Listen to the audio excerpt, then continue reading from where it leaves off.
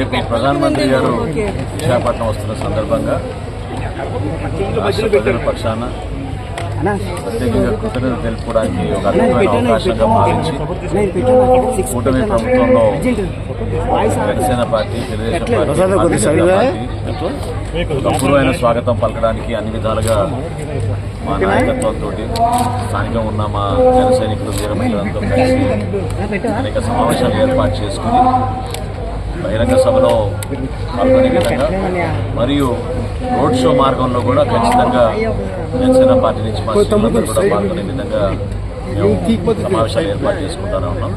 అందులో భాగంగా ఇప్పుడు మా మహిళా నాయకులతో, మా గౌరవ శాసనసభ్యులతో ఈ ప్రాంతంలో మేము పార్టీ పరంగా మేము చేసుకోవాల్సిన కొన్ని ఏర్పాట్లు వాటి గురించి పరిశీలించడానికి వచ్చాం. అనేక మంది చాలా ఉత్సాహంగా ఈ కార్యక్రమంలో పాల్గొనాలని ప్రత్యేకంగా చూస్తున్నారు. ఎందుకంటే ఉత్తరాంధ్రలో ఎప్పుడు కూడా ఈ భారీ స్థాయిలో పెట్టుబడులు ఎప్పుడు రాలేదు. మనస్ఫూర్తిగా భారత ప్రధాని నరేంద్ర మోడీ గారికి ధన్యవాదాలు తెలుపుకుంటూ మా పార్టీ అధ్యక్షులు, రాష్ట్ర ఉప ముఖ్యమంత్రి పవన్ కళ్యాణ్ గారి ఆదేశాల మేరకు ప్రత్యేకంగా మేము చేయాల్సిన ఏర్పాట్లు స్వాగతం పలికే విధంగా మా నాయకత్వం ఏ విధంగా సిద్ధమవుతుందో వాటిపైన సమీక్షించుకోవడం, అదేవిధంగా గౌరవ ముఖ్యమంత్రిగా చంద్రబాబు నాయుడు గారితో కూడా మేము కలిసి ఈ కార్యక్రమాన్ని మరింతగా విజయవంతం చేసి ప్రాంతానికి పెట్టుబడుల ద్వారా ఉపాధి అవకాశాలు మనకి ఉత్తరాంధ్రలో వలసలు వెళ్లకుండా ఆపే విధంగా మా వంతు మేము ఖచ్చితంగా కృషి చేస్తామని సందర్భంగా. అంటే ఒకేసారి నార్త్ లో లాగా ఒకేసారి లక్షల కోట్ల పెట్టుబడి ఉత్తరాంధ్రకి ఫస్ట్ టైం వస్తుంది. ఏం చెప్తారు? నిజంగా మనం మనస్ఫూర్తిగా అభినందించాలి. ఎందుకంటే ఈ ప్రాంతంలో ఉన్న అతిపెద్ద సమస్య ఉపాధి అవకాశాలు దొరక్క వలసలకు వెళ్ళిపోవడం.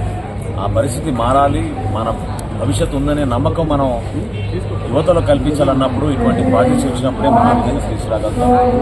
మరింత ఉత్సాహపరిచే విషయం ఏంటంటే నిన్న మా సోదరుడు విజయ్ కుమార్ గారు కూడా ఎక్స్ప్లెయిన్ చేశారు. ఇది బహుశా భావితరాలకు ఉపయోగపడే టెక్నాలజీ. సో దాన్ని మనం ఆధారం చేసుకుని ఇతర దేశాలకు ఎగుమతి చేయడానికి ఇటువంటి అవకాశం కల్పించడం అనేది నిజంగా మనం గర్వపడాల్సిన విషయం. తప్పకుండా మనందరం కూడా స్వాగతించాలి. ఇటువంటి కార్యక్రమాల్లో మనందరం కూడా అదే అన్నగా ఒక బాధ్యతగా మనం భావించి ఈ కార్యక్రమం విజయవంతం జరిగే విధంగా ఆయనకి కృతజ్ఞతలు తెలుపుకునే విధంగా కలిసి పనిచేయాల్సిన అవసరం.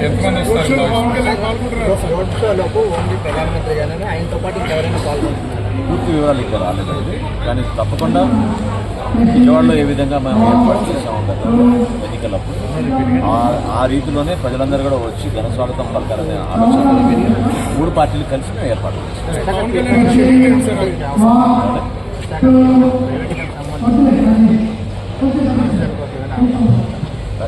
ఇప్పటి నుంచో మేము పోరాటం చేసేది కూడా ఏంటంటే ఈ ప్రాంతంలో చాలామంది త్యాగాలు చేస్తే మనకి విశాఖపట్నం స్టేట్ కనిపిస్తుంది.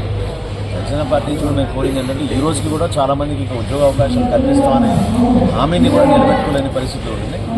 అన్నింటినీ అధిగమించి తప్పకుండా ఒక నమ్మకంతో ఒక భరోసా కష్టపడి తీసుకొచ్చిన ప్రాజెక్ట్ని మనం వదులుకోకూడదు, నిలబెట్టుకోవాలి. ఆ విధంగా రేపు 12 గంటల లోపే పవన్ కళ్యాణ్ వచ్చిన తర్వాత 3:30 కల్లా మేము ప్రధానమంత్రి గారు కలిసి తీసుకొచ్చిన కార్యక్రమం ఆయన